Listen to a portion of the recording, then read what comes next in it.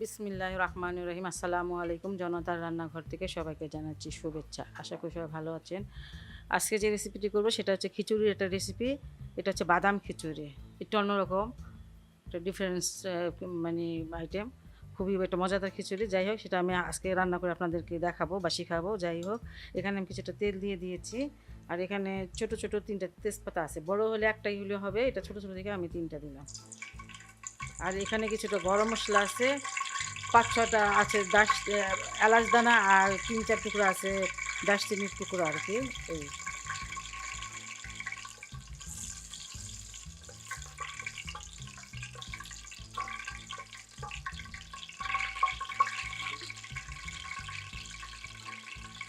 এটা একটু মানে ইয়ে করা হয়ে গেছে, ভাজা হয়ে গেছে, তেমন আর ভাজতে হবে না। আর পেঁয়াজ দিয়ে দিচ্ছে এক বাটি।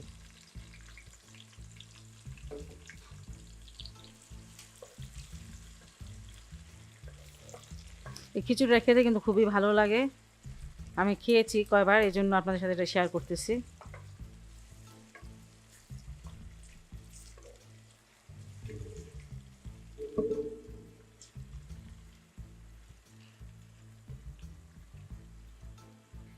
পেঁয়াজটা কালার চেঞ্জ হয়ে গেছে, এখন আমি মশলাগুলো দিয়ে দেবো। এখানে আদা রসুন পেস্ট 2 চামচ, চা চামচের 2 চামচ। আর ভরে ভরে 1 চামচ হচ্ছে মরিচের গুঁড়া, ধনিয়ার গুঁড়া 1 চামচ, হলুদের গুঁড়ো 1 চামচ,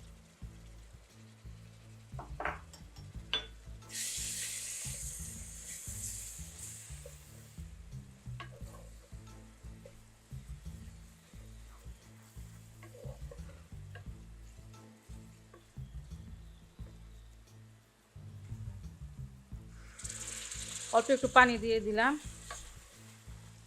একটু ভালো করে কষিয়ে নিব, কাঁচা গন্ধটা যাতে চলে যায়।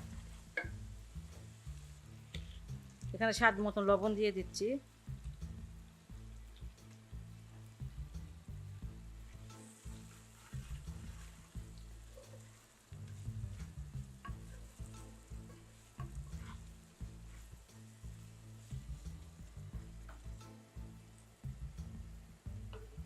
মশলাটা কষানো হয়ে গেছে।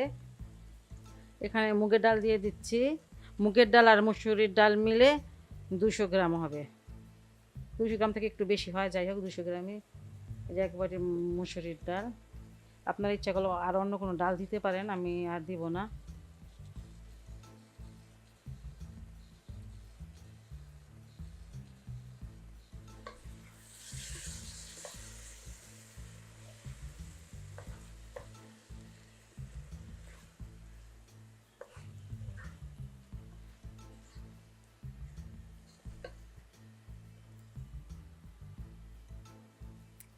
আচ্ছা, এখানে বাদামের মানে গুঁড়া আছে, এটা চীনা বাদামের গুঁড়া। আমি বাদামটা ভেজে তারপরে ছিলে মানে পরিষ্কার করে তারপরে এটাকে ব্লেন্ড করে নিয়েছি। এখানে আছে 150 গ্রাম বাদাম। বাদামের গুঁড়া করে নিতে হবে। আর এটা আমি ব্লেন্ডার মেশিনে করেছি। আর আপনারা যদি না পারেন সেটা পাটায় পোতায় করতে পারেন। যাই হোক, এখানে আমি দিয়ে দিচ্ছি, অর্ধেকের বেশি দিয়ে দিবে এখন।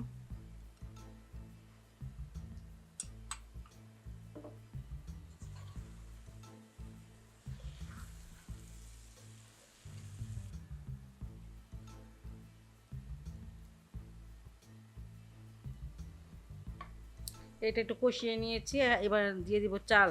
এখানে আমি 500 গ্রাম চাল নিয়েছি, যে ভাত যে খাই। এই চালটা অনেক চিকন একটা চাল। যাই হোক, এটা আমি 500 গ্রাম এটা দিয়ে দিচ্ছি।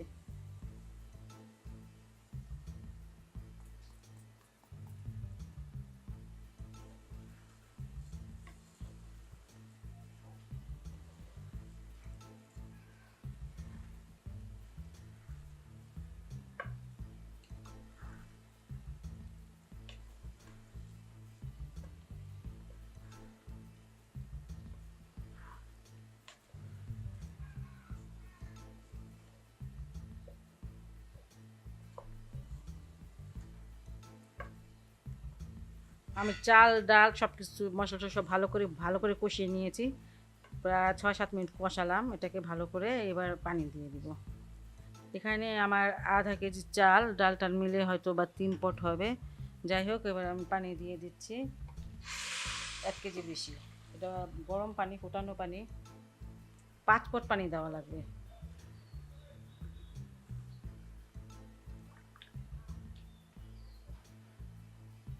এখানে আমি 6-7টা কাঁচামরিচ নিয়ে নিয়েছি, কাঁচামরিচগুলো এমন ফালি করে দিয়েছি।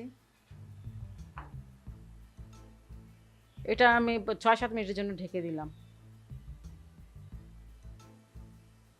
6 মিনিট পর আমি আসলাম। 6 মিনিটে এই অবস্থা খিচুড়িটার।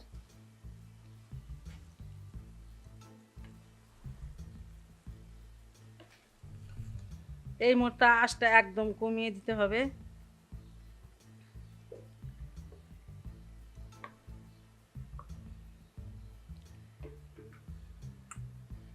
দেড়শো গ্রাম থেকে যে আরও বাদামগুলো আমি রেখে দিয়েছিলাম, বাদাম মানে গুঁড়াটা, সেটা দিয়ে দিচ্ছি এখন। এই সময়টা দিলে পরে বাদামের একটা ফ্লেভার, অন্যরকম খুব ভালো একটা ফ্লেভার আসে, এর জন্য এটা কিছুটা পরে দিতে হয়।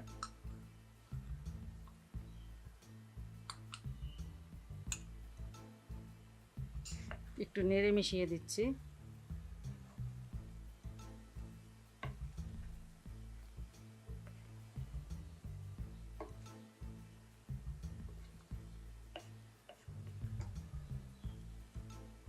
ফুটন্ত পানি কিন্তু আমি 5 পট দিয়েছি, কারণ একটু বেশি দিতে হয় সিদ্ধ চাল তো, এই জন্য।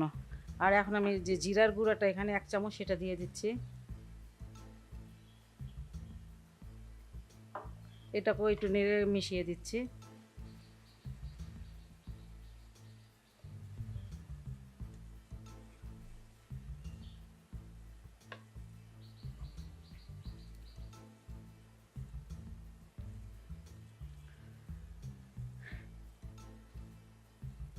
এই যে আমি একটু গর্ত করে নিচ্ছি, এই জায়গাটা একটুখানি গর্ত করে নিচ্ছি এইভাবে। আমি আরেকটা চুলায় 6টা ডিম একটু হলুদ মরিচ মাখিয়ে, একটু লবণ মাখিয়ে ভেজে নিয়েছি, যে এইভাবে। আর এই ডিমগুলো এখন আমি সাজিয়ে দিয়ে দিব।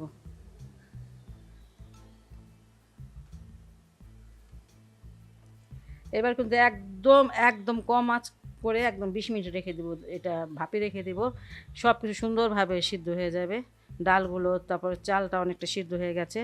তাতে হয় কি, পুরোটা একদম খিচুড়িটা একদম নরম হয়। খিচুড়ি হোক পোলাও হোক, একটু আপনি ভাপে রেখে দিলে একদম মোলায়েম হয়ে যায়। খালি সিদ্ধ হইলে হবে না, এটাকে একদম নরম সফট করে নিলে খেতে ভালো লাগে আর কি। আমি ওইভাবে রান্না করি, সেটাই আপনাদের বলতেছি। আর এটা আমি এখন রেখে দেবো খুব কম আছে 20 মিনিটের জন্য।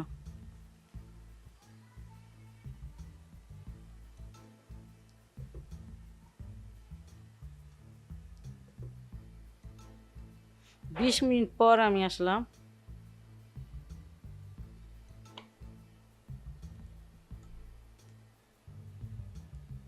বিশ মিনিটে আমার খিচুড়িটা দেখেন মাশাআল্লাহ কত সুন্দর হয়েছে।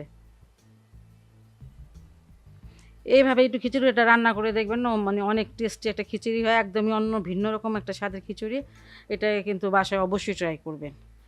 আর যদি আমার এই রেসিপিটা আপনাদের ভালো লাগে বা কোনো উপকার আসে, তাহলে অবশ্যই অবশ্যই আমার চ্যানেলকে লাইক, কমেন্ট, সাবস্ক্রাইব করবেন। আল্লাহ সবাইকে ভালো রাখুক, সুস্থ রাখুক, নিরাপদে রাখুক, এই দোয়া করি। আল্লাহ হাফেজ।